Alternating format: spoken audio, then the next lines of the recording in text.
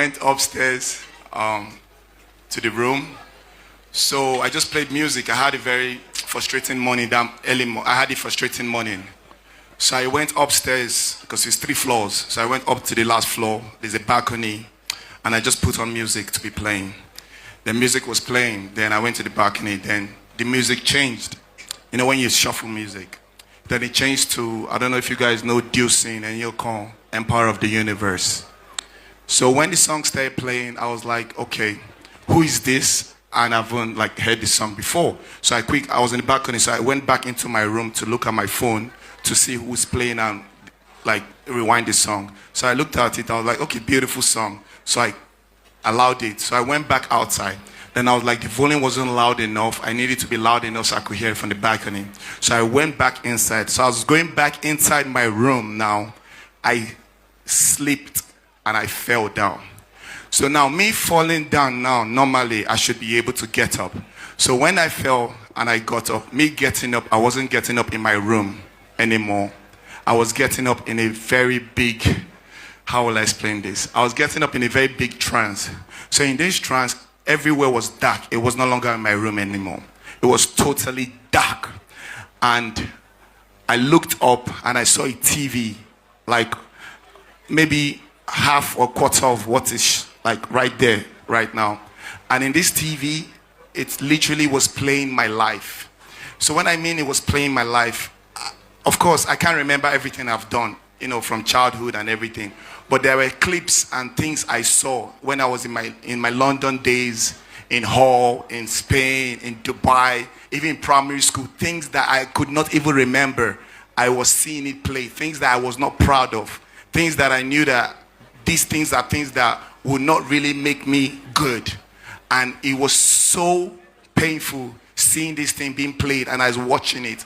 And all of a sudden, I felt somebody was flogging me. But it wasn't pain, cane. It was like my itchies all over my body. And this was going on for a while. And I was crying, and I was crying, and I was crying. I was on my knees watching this, my life play in front of me. And all of a sudden, I saw someone in front of me, and he just stood there, and he was just tapping me. So I was on my knees like this, right? Then someone was like right here. And the person just tapped me and was like telling me, Ikechukwu, that's my Igbo name, by the way. Stop crying, I'm here. So I was like, who is this one? What they call me? Basically, that was my thoughts. Stop crying. So I now looked to see who was telling me to stop crying and touching my shoulders. Literally the way I'm touching my wife right now, that was how I felt the touch on my shoulder. Stop crying. Then I looked, and as I looked, the person was tall, huge. And I looked trying to look the person's face, and I could see the person had my face, but it was not really my face. The person looked like me, but it was not me particularly. So in my mind, I was asking the question, who be this guy? Who are you and what's up?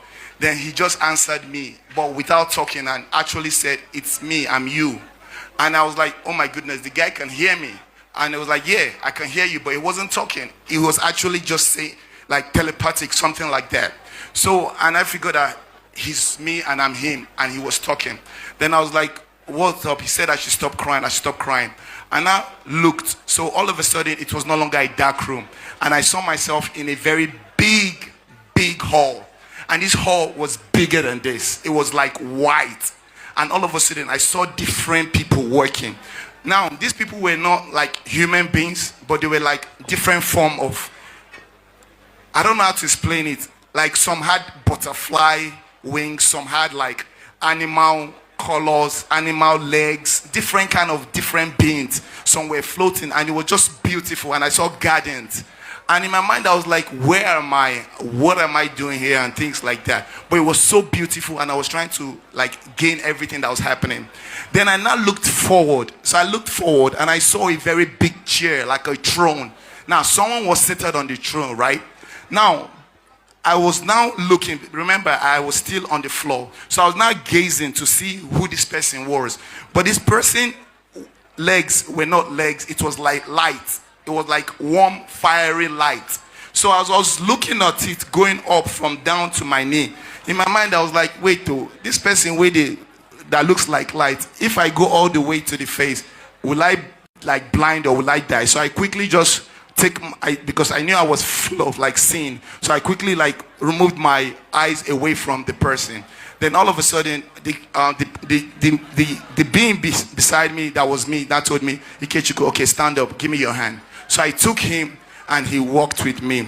So as he was walking with me, he was not telling me that, let's go. So as we're walking in the garden. Then we now got to a place where there was a big mirror.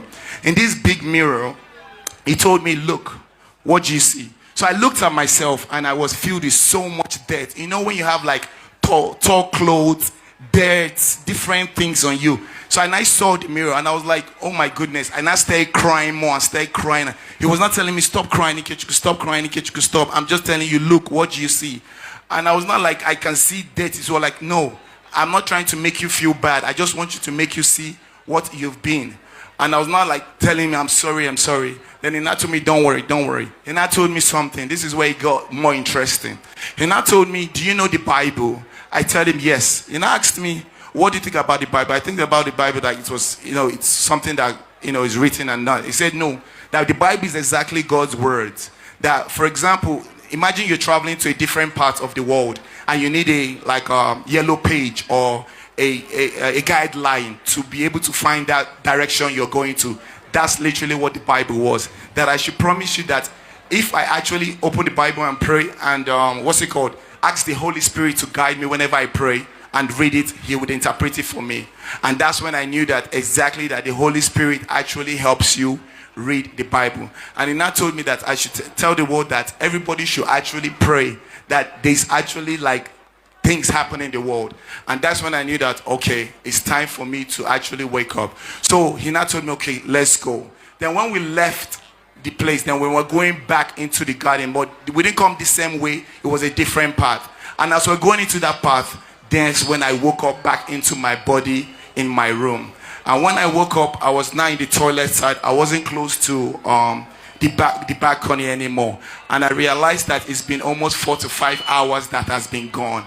And I started crying and I wept. That's when I realized that life was more spiritual than physical. My mom has always told me this, but I always thought, yeah, she's mom. She's always trying to project whatever she feels into her children. But that was the day I realized that Jesus is actually real and there's a life after this earth. Whatever we do here is literally just 1% or 10%. What you're going to do after here, that's where it really counts. And that's where I want you guys to understand that I have seen it. A lot of you know who I am.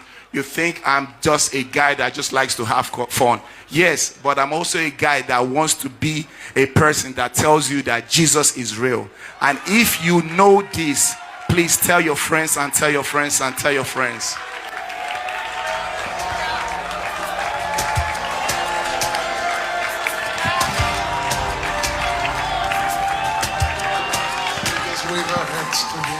So we're just going to sing this song.